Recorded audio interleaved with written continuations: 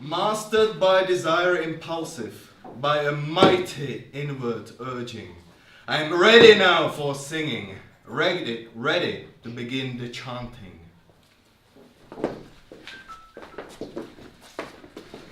Asento! Nyt ensimmäisessä komppaniassa turpa kiinni, saatana! Tulta munille, Jarda, tulta munille! Hakkaa päälle, perkele!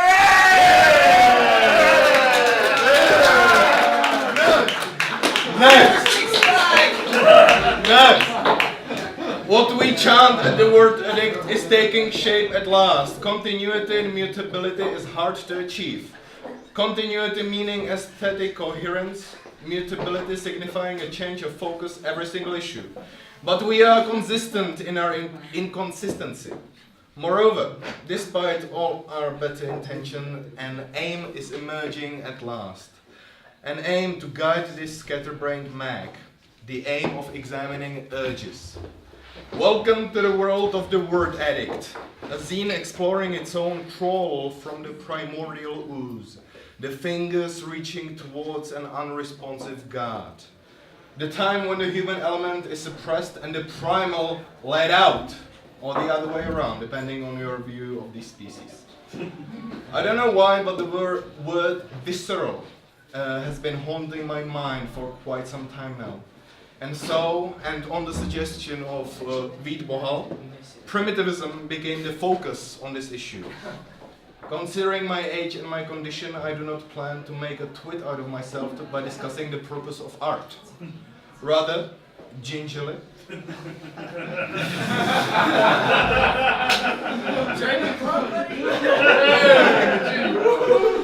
These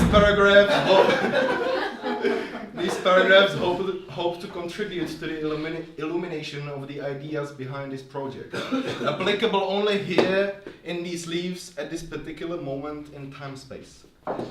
An especially commissioned photo shoot provided the photographs spread across the issue, so the beautiful pictures there are especially commissioned for this, all thanks to the makeup artistry of Kolcha Lukově or Julcha.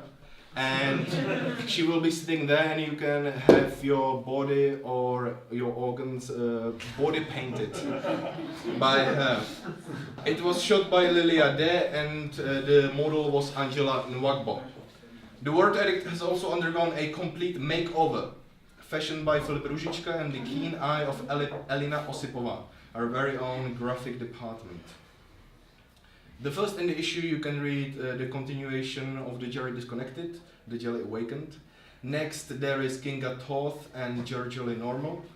Then Vít Bohal, who is going to be reading here, and he will actually read a text in Czech.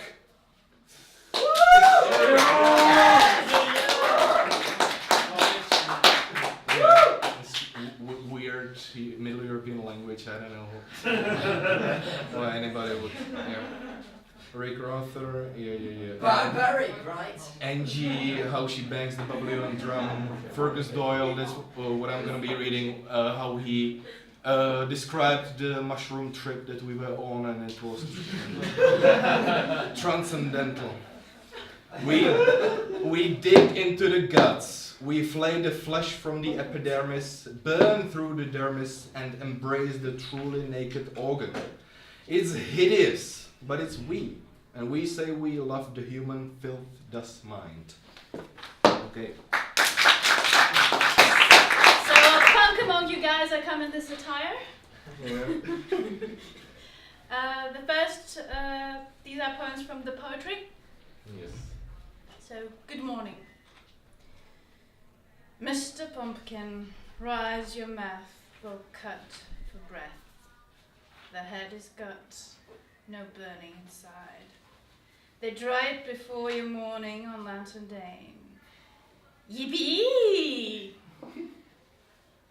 Drawing. From the lamp hangs sister, swings, frightens mother, and the pot dumplings drop, flew the kitchen furniture, the table we cannot reach, even from the chair.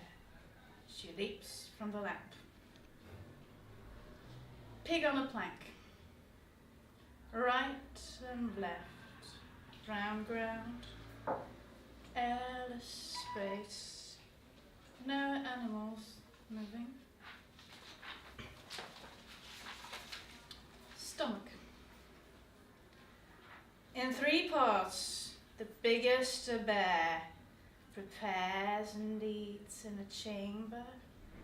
The smallest sleeps on a bunk bed. The last the library with colouring books and the walls leak slowly. Broadside. Underwater, seagulls hear. Hungry passengers shrivel like grain. What do gulls want? Spin the fox. Spin the fish. Catch the bear. Share him bold. Spin them all. London burning. Burning call. Firemen, engineers, bring water. Fire, fire. London is burning. Pest is burning. Oak. Bean grow. Farmer sets plants into the ground, into the hole. Savages. Something might grow. Brush your teeth. They rot like uncles. The crocodile clock rings. The holder vibrates. Small fish in the lake. Mum fries them in oil. Dad at the mall. Now he's a man. Lambkins. Left them alone. Nowhere and none. House to kill. Hair trimmed. Abdomens ripped. They graze. Modern people do. Not eat them. Do not like killing. Do not kill anymore.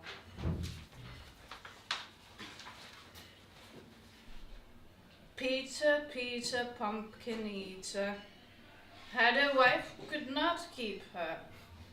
Closed her in the pumpkin skin, only so she stayed with him. Mouse and cat. Mouse, the center. Cat, outside. We are the circle and watch as he tears it. We all watch. The clone closes. Opens her dress. Flies out between 2 segments. The tree matured her. She sucked from it. Sucked. Juice from it. The house expanded and let her. Beaver army. Sharpened lance, they are the fence. Raccoons with tails up, guarded, offensive post. Inside an iron barrel is the lift on the top, the fox dancing his wig, spun by rabbits from hay, from straw, and from sedge. He became the king. Muscle tension. He touches me, detects my thighs, the stress and stabs. I kick strongly. Later let him draw a horse to make amends I often ill. Red the fire burns. Orange the tiger, yellow the sun reaches the skin, green the Christmas tree in winter alone and before shriveling, incomplete and purple the humans.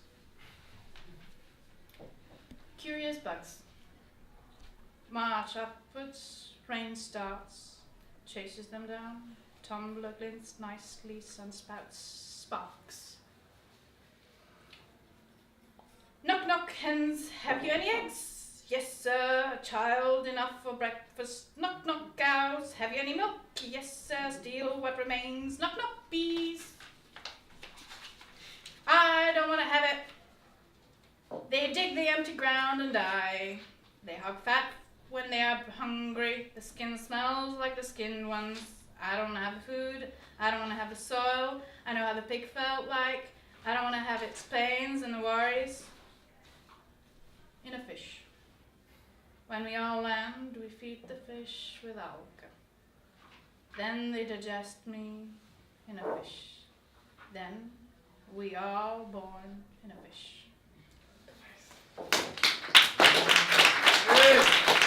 Thank you very much, Tamara, for that gorgeously deadpan read.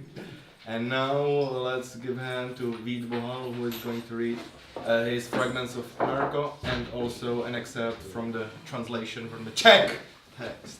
Please, Vít Bohal!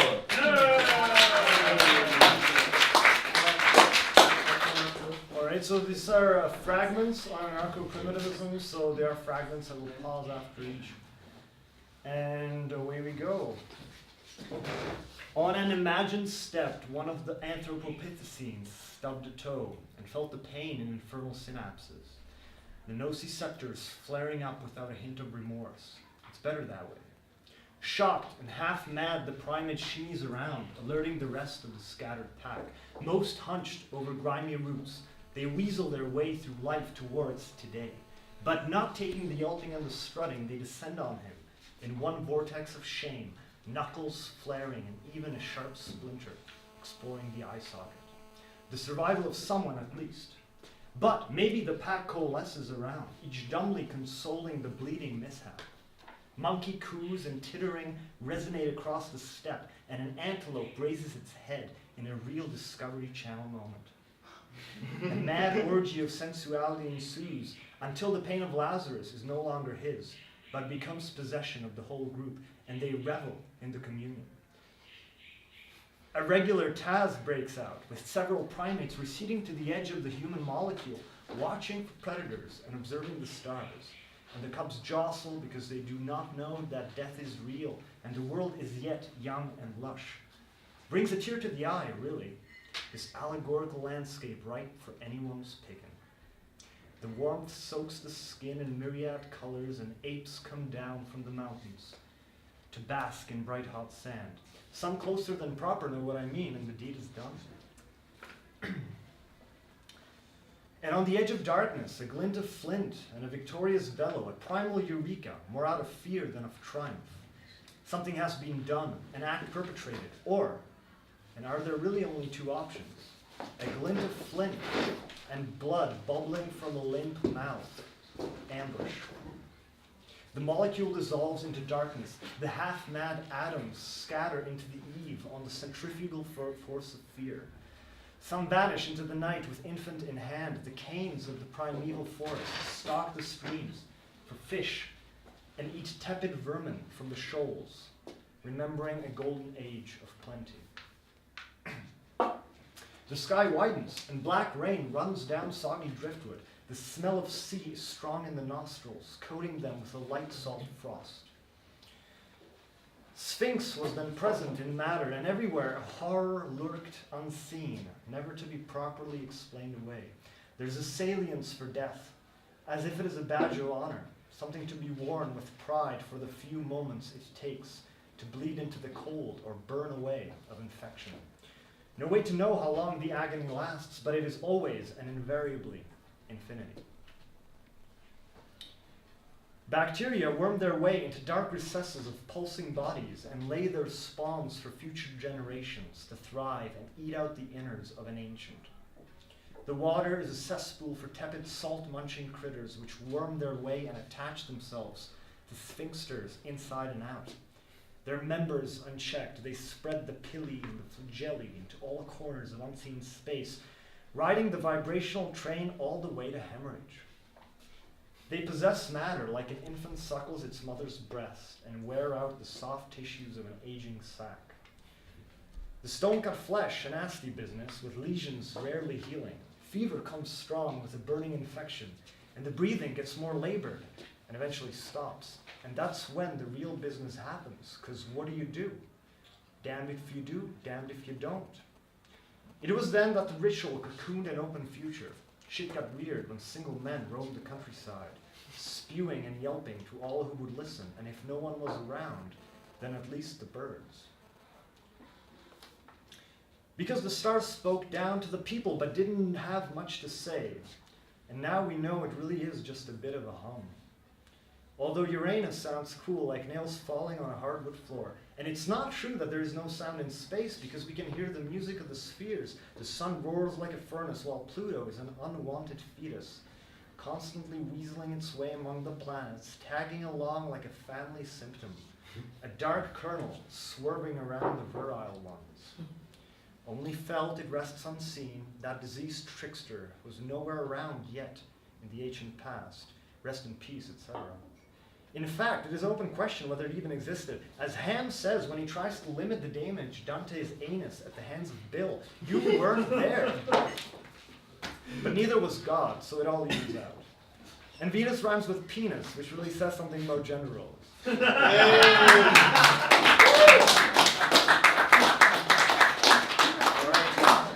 Now I'm going to switch to Czech. It's the translation of the origins of the Cthulhu Club. Thank you for the Word Addict for having this first translation. It's complete here. Will it be complete online as well? I don't know. We'll see. We'll see. Hey, he's the editor. Fuck.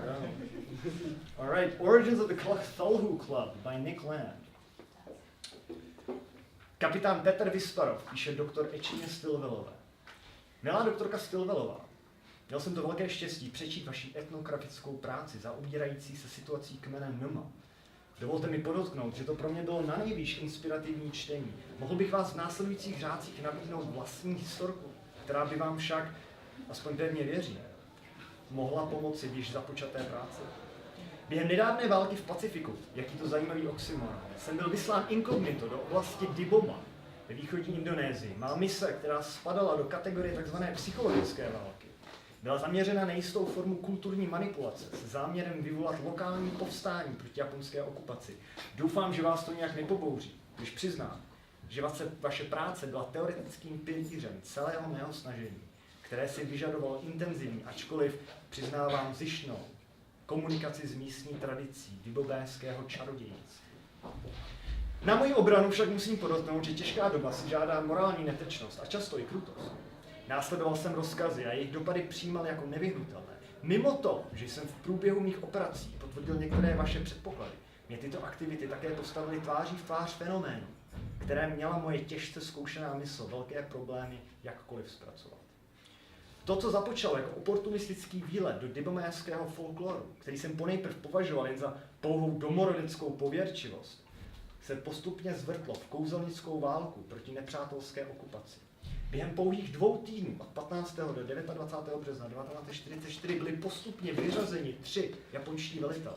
Byli stiženi mentálním kolapsem, který ve všech 3 případech vykazoval stejně rapidní vývoj.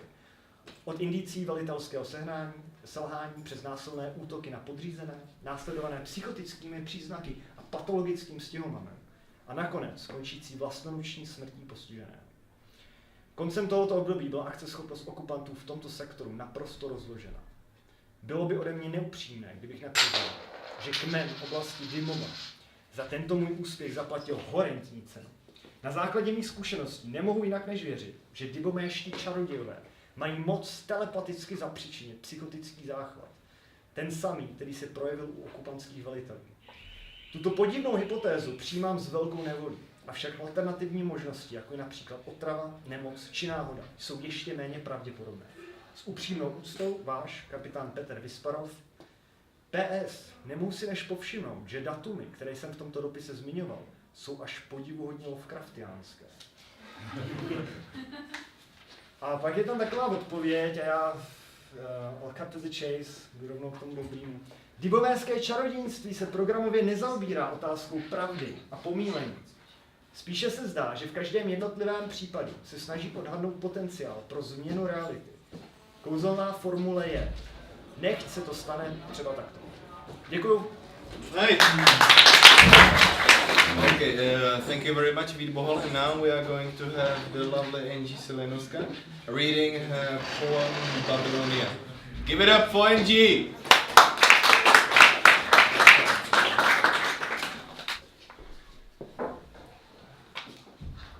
I was born in a system that doesn't give a fuck about you, no me, no life. You don't be a victim of things decided to survive, 'cause I won't wish you any good to you, Babylonians.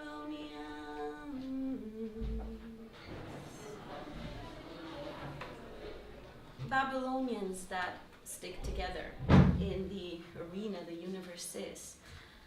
All varieties of you stand out.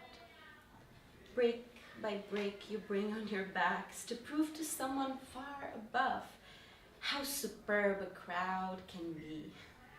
Organic and organized, you place stones from the mills of your souls to make your towers grow like trees. You build forests of dynasties, happily as if there are no knives at your necks or ropes around your mice-like hands. Yet full of sand, your teary eyes try to glimpse a trace of rain to wash away your faces, your identities. So one day, and for a million years after, it was God himself who answered your cries. He gave you different eyes so that height would never be the same. Some now flew far and others gathered fallen feathers.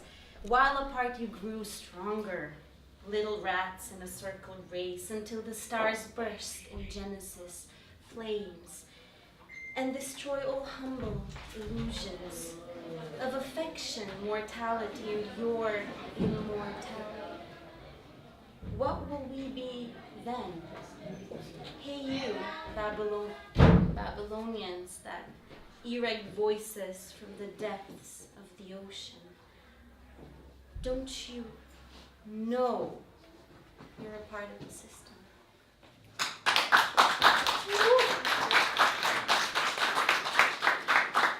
Scribblings on the trip.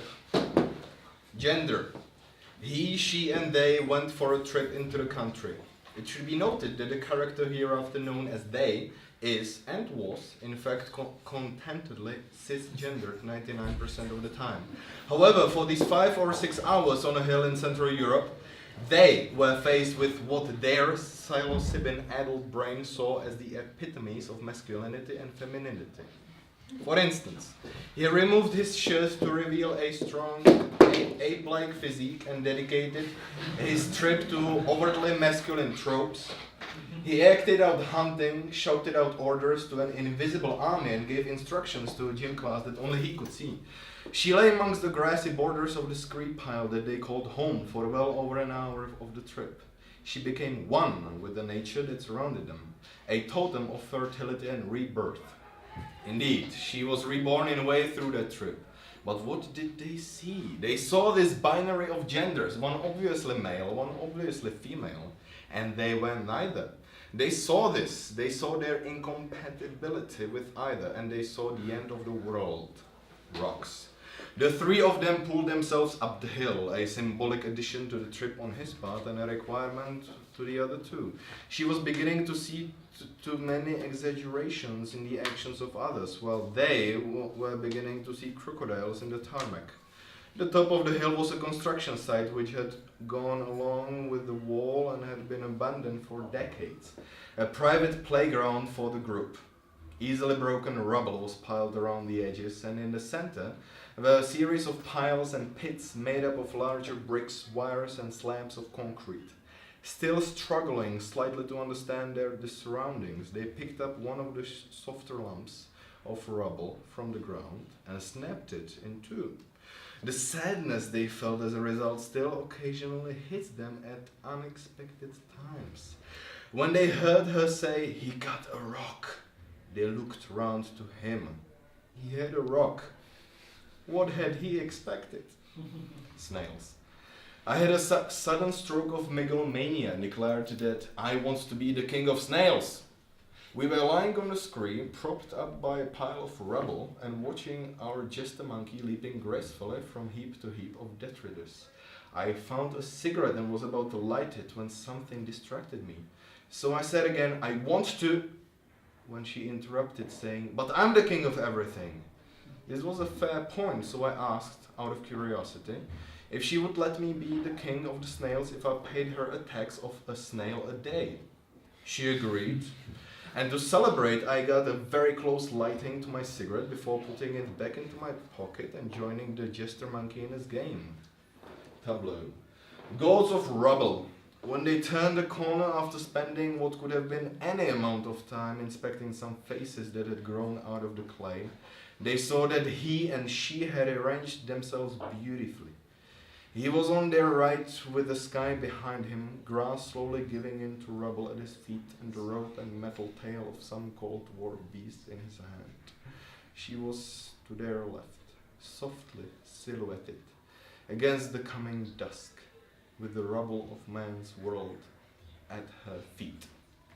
Thank you.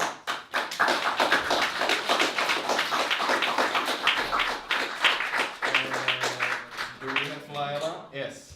And Layla is going to close the reading section with Cave Cravings, which was written by Christina, the girl that participated also in the shroom trip, and she's a Danish girl, but very lovely. And Layla is going to read. Let's make much more sense. Sorry, yeah. Anyways, cave cravings, sorry. Bene Wisi, Ki Bene Life. You? Yes, I'm Lucy. You can't burn me because I'm already fire. You can't freeze me because I'm already ice. My feet become a bit heavier in this cave. My feet constantly kick in this cave. They are out of control. Blood streams from my feet, creates images and results rotten meat later eaten by rats in this cave. My eating hole, snot hole, shitting hole, blood hole, and pissing hole are all oozing most, making a cave strange sanctuary.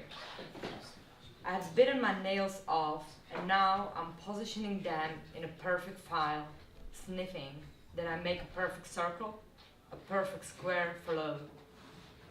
I'm stumbling around with my cave crawlings. I adore my own rag of my body. I think of big ideas while I scratch my back against a rock. I drew a dog out of my dead dog the other day. Sometimes it winks at me and I smile.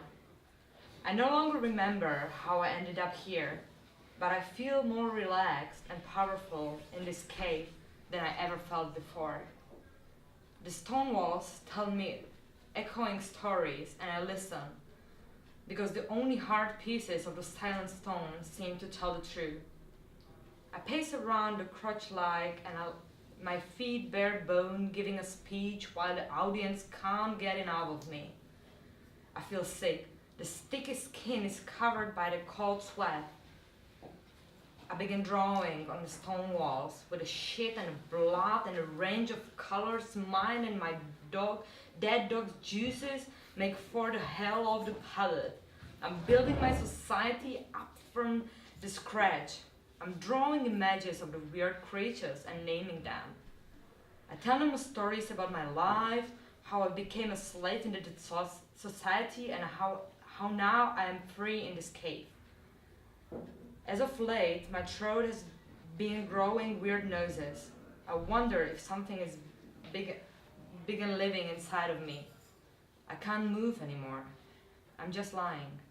My skin turned pale green, my flesh is rotting away. I vomited blood the other day. Thick, almost black. I'm dying, but I feel the creature inside of me is becoming stronger, which is nice because I wish the best for it. It has been filling me up with the hatred towards the people, towards everyone except everything in this cave. It has become increasingly hot in here. All I hear is my painting. all of a sudden extreme pain shot from my count, going for an hour, till I scraping the remains of my strength, raised my head, and I saw the pair of the horns stick out of me. This calmed me down, so I fell asleep.